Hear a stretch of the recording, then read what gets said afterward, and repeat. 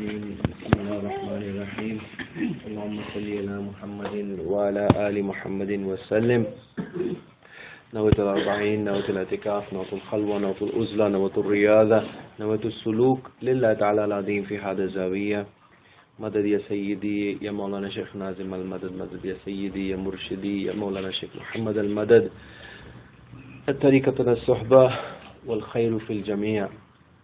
Alhamdulillah, we are present in this gathering, and inshallah I have an interesting topic to cover today, and I will start with the saying and the teaching of Shaykh Abdul Qadir Jailani Qadasirul Aziz. He says, "Dear friend, your heart is a polished mirror. You must wipe it clean of the veil of dust which has gathered upon it, because it is destined to reflect the light of divine secrets." Once again, Maulana Shaykh Abdul Qadir Jailani Qadasirul Aziz, he says, "Dear friend, your heart is a polished mirror. You must wipe it clean of the veil of dust which has gathered upon it, because it is destined to reflect the light of divine secrets." Subhanallah. And above every knower, there is a knower. The highest level of knower after Allah subhanahu wa ta'ala is Sayyidina Muhammad sallallahu alaihi wasallam, as we all know. And it is said that when we sit in front of an alim, we must control our tongues. We must be careful about what we say. And when we sit in front of a wali, we must take care of our hearts as to what are the thoughts that are coming in our hearts. Because the alim, he will judge us according to our words, and the wali, he will judge us by reading our heart. And if we find a wali who is an alim who is a wali, then control both.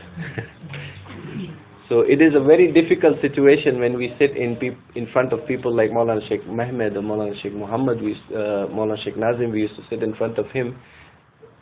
Very difficult and very awkward, because we know that he can read us. It is not that they try to read us or they try to find out our secrets, but it is open and it is clear to them, and it is visible by the ata of Allah subhanahu wa ta'ala. It's like how we see everything which is in front of us. We don't have to see it. It is visible. But we cannot see what's behind us. For seeing that, we have to turn around. But for a wali, the way we are seeing in front, he's seeing what is in our hearts. So Allah is giving these, and he's blessing his friends with such powers. Maulana Jalaluddin Rumi, he says, "Yesterday I was clever, so I wanted to change the world. Today I am wise, so I am changing myself." So we are always talking about tazkiyah, about improving ourselves, and today we are going into this topic from a little different angle. And please, my humble request to everyone is, when we cover these topics, these are for me and for you to listen, to understand. And when you're recording them, please listen to them again, and we have to act upon them. We have to bring these teachings of our sheikhs into our lives. Otherwise, there is no point in listening, mashallah, subhanallah, inshallah, and then finish. When we step out, we are back to square one. Or how they say in Urdu, lakir ke fakir. So let us not be like that. We are blessed with such a beautiful and powerful sheikh. We need to move little forward so he can bless us and he can pick us up, inshallah. Normally, when we see or we listen, we do that to judge people and not to understand. And we judge based on what we already know. Now, if someone will sit here and speak against us, we all will be upset. If someone will sit here and he will start talking against us, we all will be upset. Even if he's showing us a mirror of our amal, we all will start becoming upset. But if I start praising all of you, we all will be happy.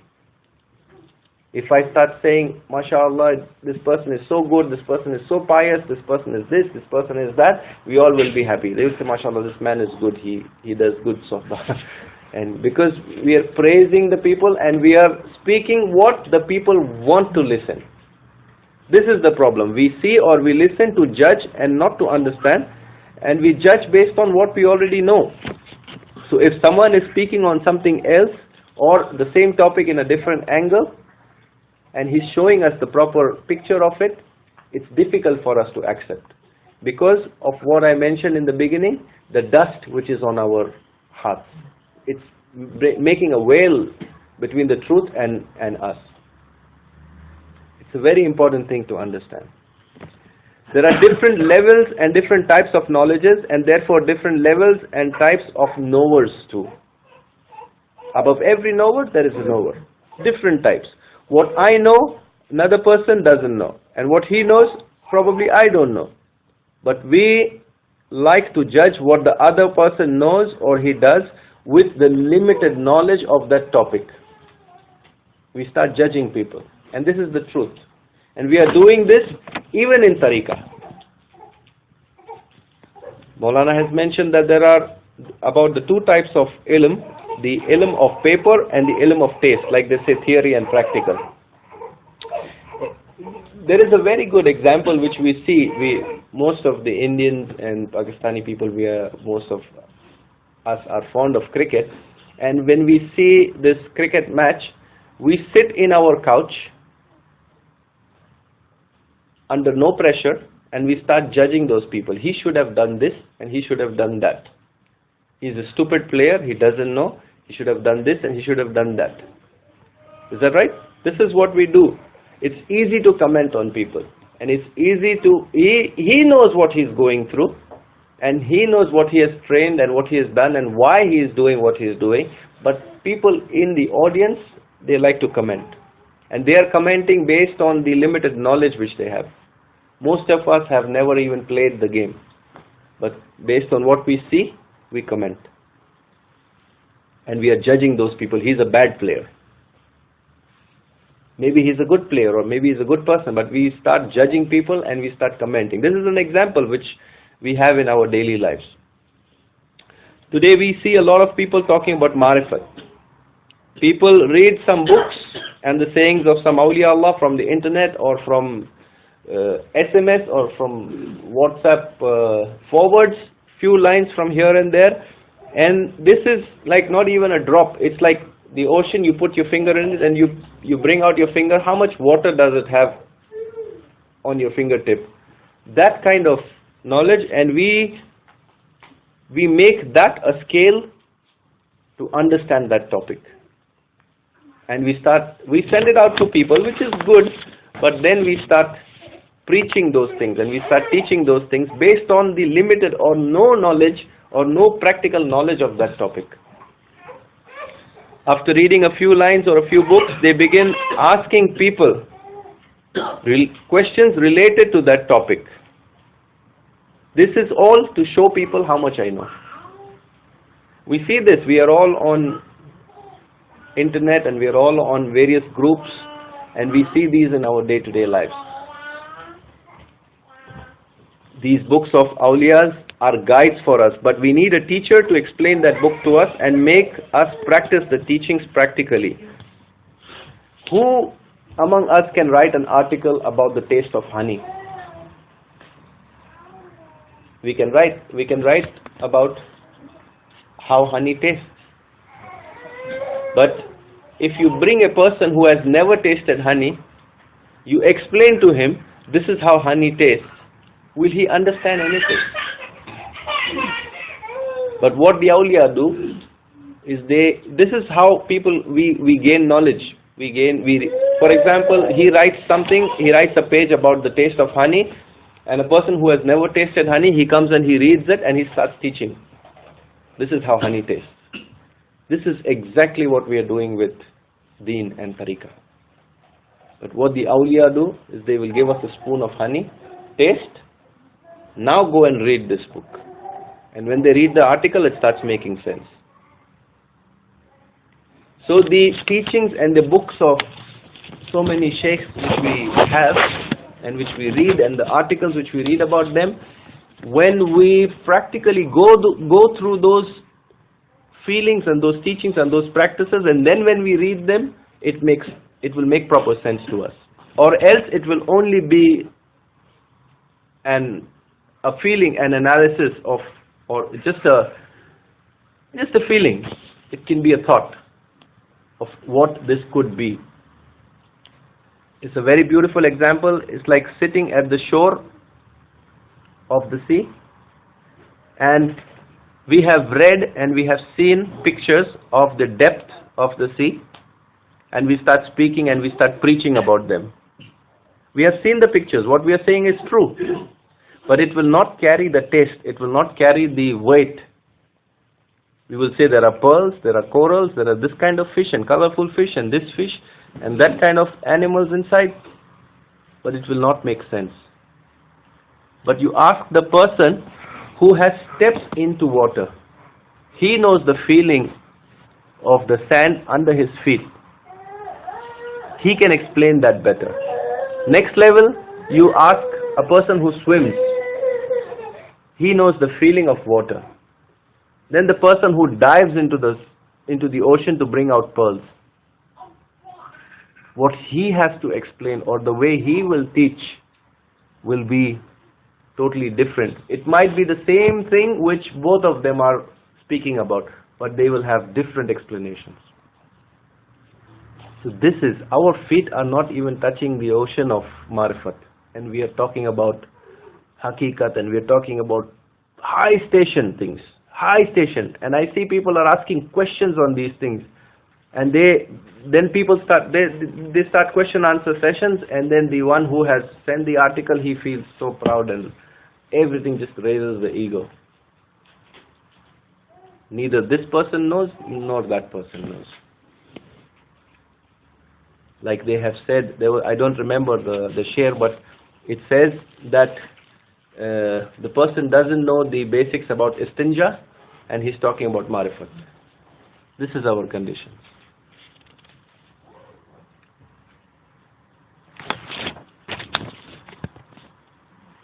This kind of ilm or this kind of sharing and teaching is dangerous.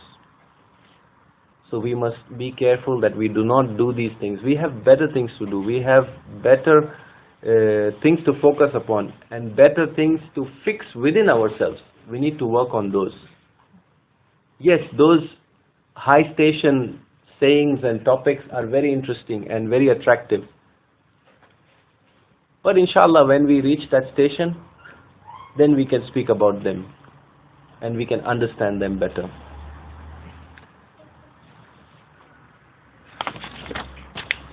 Coming ahead to within the same topic, is like there is an example of our heart being like a cup. The capacity of each heart is different. So the shaykh, he pours into the heart according to our capacity. The knowledge which we receive, or even the understanding which we receive, the taste which we receive, is based on our capacity. Everyone is different. Some of us, we like the taste of a certain food. The food has the same taste, but the same taste is disliked by another person. Same taste. One person likes it, the other person doesn't like it. He says this is not good taste. This guy says it's a beautiful, very nice taste, delicious. Why? Because both the people's capacity are different, their hearts are different, their being is different. So if our heart is made to receive, for example, milk, and if we try to, we say, no, I think I need to fill it with cola, and we force and we fill it up with cola, what we are doing is wrong. Leave it to the shaykh. Leave it to the shaykh. He will pour in our hearts the knowledge what we are supposed to receive. Some people can drink hot tea or coffee. Some people cannot drink hot tea or coffee. See, these worldly examples are very easy for us to understand, and then we compare it with the spiritual side of it, and then it will make sense to us. For some people, water is more than enough. But we are chasing the shaykh. I need to drink juice. But for us, water is the best. He knows. He's saying, drink water. So, no, shaykh, I need juice. It's like we go and we start arguing with a doctor because we have read on the internet and we have read in certain books that juice is good, but our need at that time, at that station, at that level is water. But we go and we argue with the doctor. Who's stupid, the doctor or us? We. Same way, it's like we have read about medicine, we have done all the Google research, and we've done all the study on that, and then we know for a certain disease, XYZ medicine is good. But the doctor says, no, you don't need to have this medicine, you need to have another medicine. Will we argue with the doctor?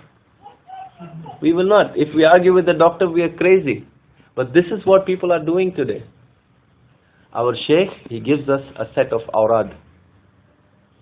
This is our medicine. And what we do is we open XYZ books, we leave our awrad and we started picking up things. He says this is good for example, health, or for example, for rizq. But our shaykh has already given us something. He knows what is our need. We leave that and we start taking from here. And then we start taking from there. Yes, it is good, but it is not based on our needs. It's not based on our spiritual capacity. And then people face problems. So my idea today was to show this mirror to myself and to all of us so that we may understand where we stand and what we need to do, what we need to avoid.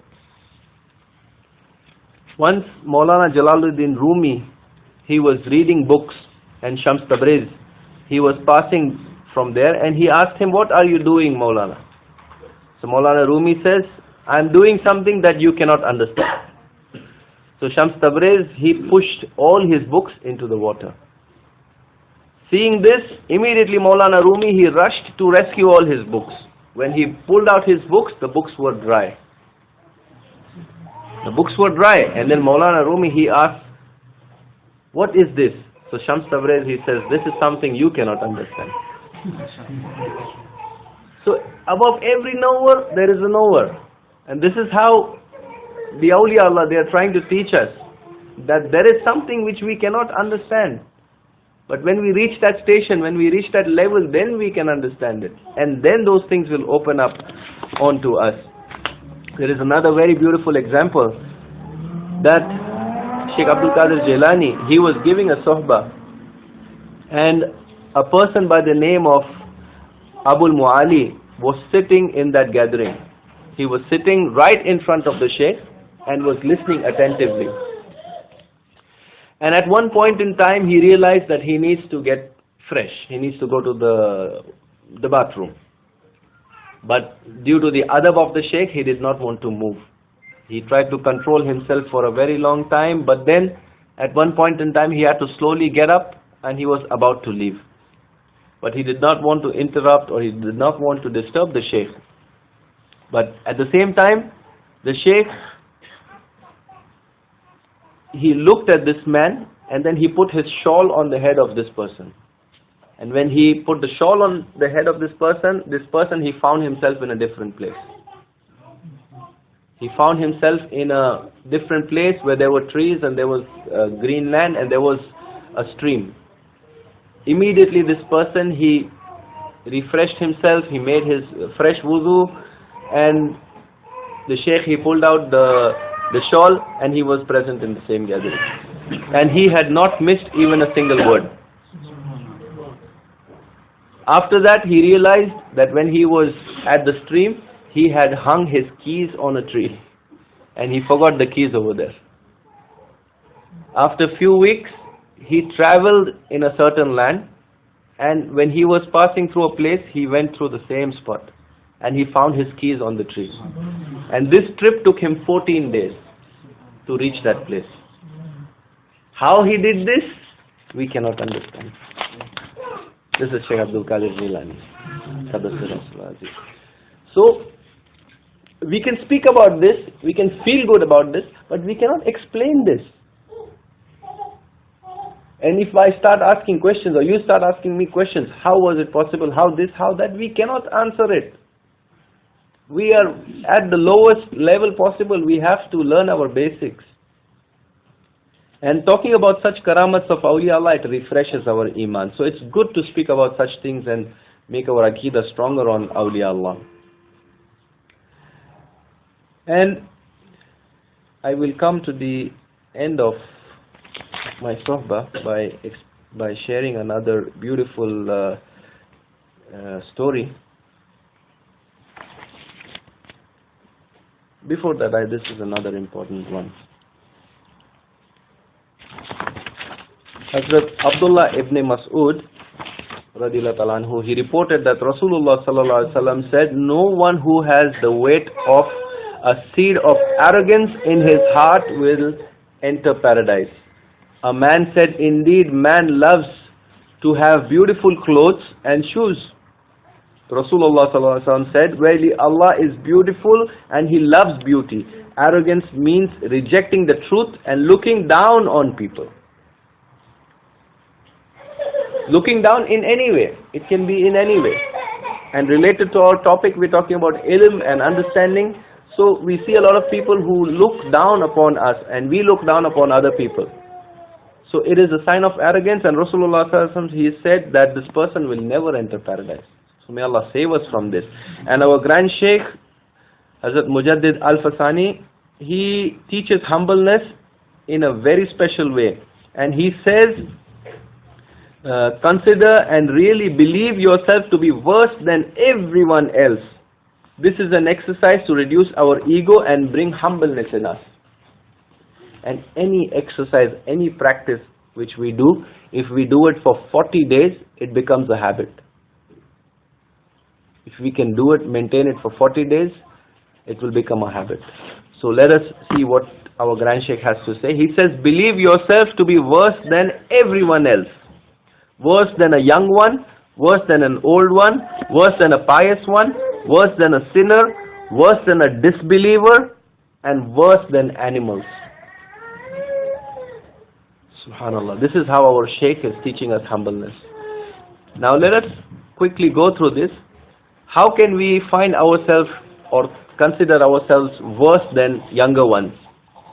It's very simple, because younger ones have committed less sin, or probably children, they have not committed sin, so they are better than us. And we have committed so many sins, so obviously they are better than us. And elder ones, how are they better than us? Because they have done better good deeds than us. They had more opportunity and probably they have done so many good deeds, and we are still heedless. Then it is also easy to consider ourselves lower than the pious ones. This we do not even need to speak upon. How do we consider ourselves worse than a sinner? So Mujaddid Al-Fasani, he says, a sinner is a sinner now. And if he makes tawbah, Allah subhanahu wa ta'ala will turn all his sins into good deeds. And immediately he will become better. So if he's a sinner, a real heavy sinner, if he makes tawbah at that moment, Allah subhanahu wa ta'ala, he will turn all those bad deeds into good deeds. And suddenly his good deeds will be more than our good deeds, and he becomes better. So this is how we consider ourselves worse than a young one, an elder one, a pious one, and a sinner. And after that is disbeliever. How do we consider ourselves worse than a disbeliever? A disbeliever, as soon as he accepts Islam, all his sins will vanish. And he will become 100% clean.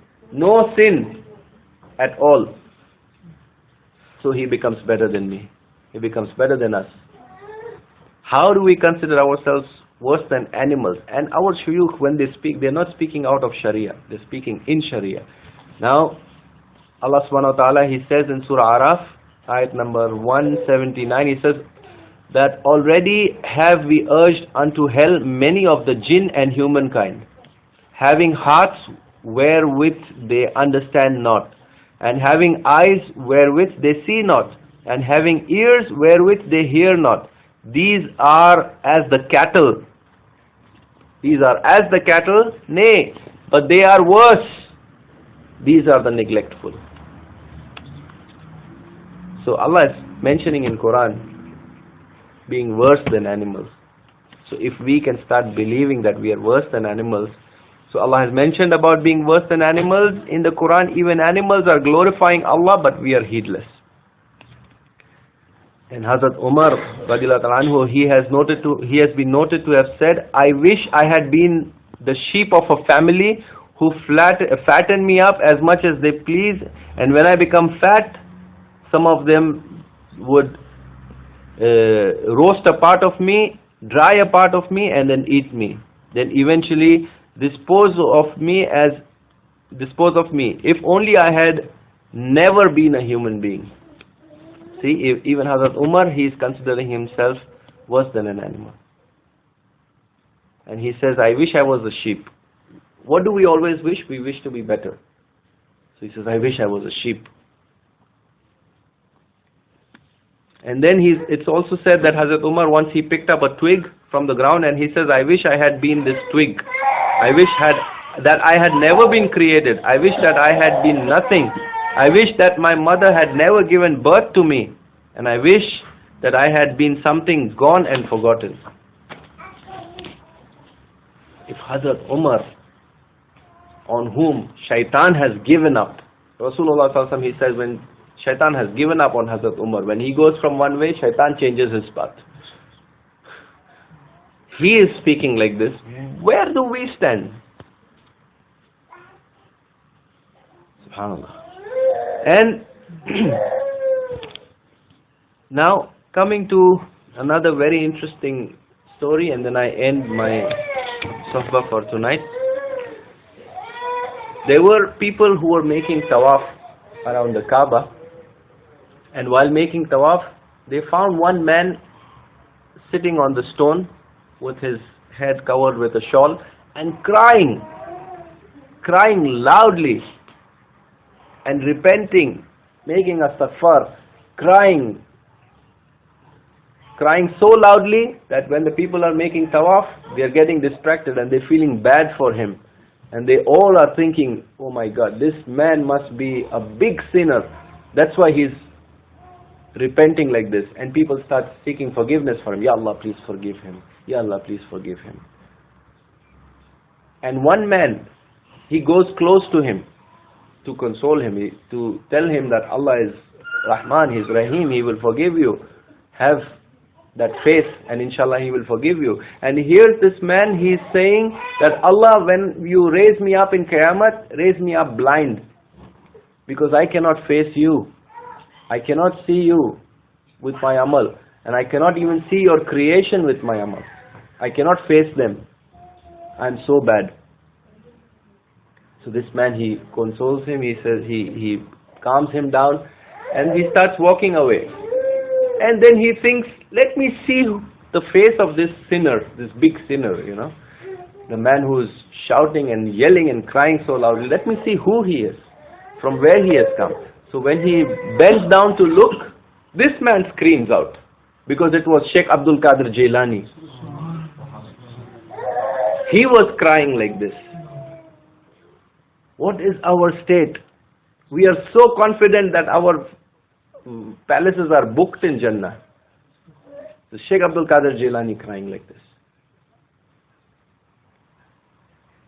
There is a Shaykh, he says, cry in dua. Someone said, I cannot cry. Then he says, cry on your state, that you're not able to cry on your sins. So may Allah forgive us, and may He give us this understanding, and may He bless us that we may understand and we may learn, and give us this attitude and this ilm to gradually grow and rise within our deen. May He forgive us, may He make things easy for us, may He bless all the people present in this gathering, and whatever hajats people have brought, whatever good intentions people have come here with, may Allah bless all of you with that. Hurmatul Habib, Hurmatul Fatiha.